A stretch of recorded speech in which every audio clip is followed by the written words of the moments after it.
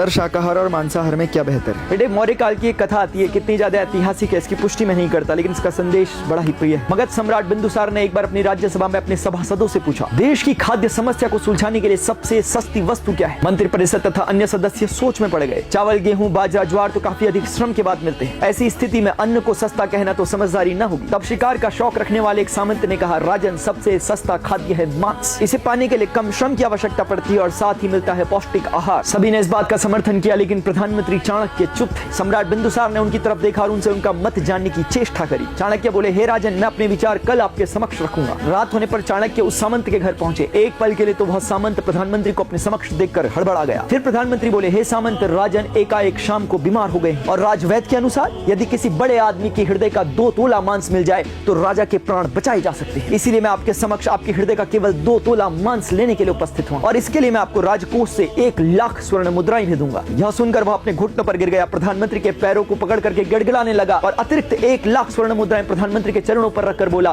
कृपया कर आप किसी अन्य सामंत के 2 तोले हृदय का मांस इससे खरीद ले। इसी प्रकार प्रधानमंत्री पूरी रात बारी बारी से प्रत्येक सामंत से मिले, लेकिन स्वाभाविक रूप से किसी के भी 2 तोले हृदय का मांस उन्हें न मिल पाया। अपितु बदले में किसी सामंत ने 1, 2 तो किसी ने 5 लाख स्वर्ण मुद्राएं दी। इस प्रकार लगभग 2 करोड़ स्वर्ण मुद्राओं का संग्रह कर अगले दिन सूर्योदय के समय राजा के समक्ष चाणक्य प्रकट हुए। सम्राट ने पूछा, यह सब क्या है आचार्य? प्रधानमंत्री बोले, हे राजन, यह केवल 2 तोला मांस खरीदने के लिए इकट्ठी की गई धनराशि है और विडंबना तो यह है कि यह भी अपर्याप्त है। अब आप स्वयं ही विचार करें कि मांस कितना सस्ता है। हे राजन, जीवन अमूल्य है। हम ये न भूलें, जिस प्रकार हमें अपना जीवन प्यारा है उसी प्रकार से जगत के प्रत्येक प्राणी को अपने जीवन से प्यार है। लेकिन फर्क इतना है कि वह अपनी और अपनों की हत्या का मुकदमा दर्ज नहीं कर सकता और मनुष्य अपने प्राण बचाने के लिए हर प्रकार के संभव प्रयास करता है। साम, दाम, दंड, भेद, हर नीति का प्रयोग करता है। पशु बोल नहीं सकते, अपनी व्यथा को हमें बता नहीं सकते, तो क्या यह कारण पर्याप्त है उनकी हत्या कर देने का? अब मैं आपसे पूछता हूँ, यदि उस जीव को जीवन देने की क्षमता आप में नहीं तो उसके जीवन को छीनने का अधिकार आपको किसने दिया?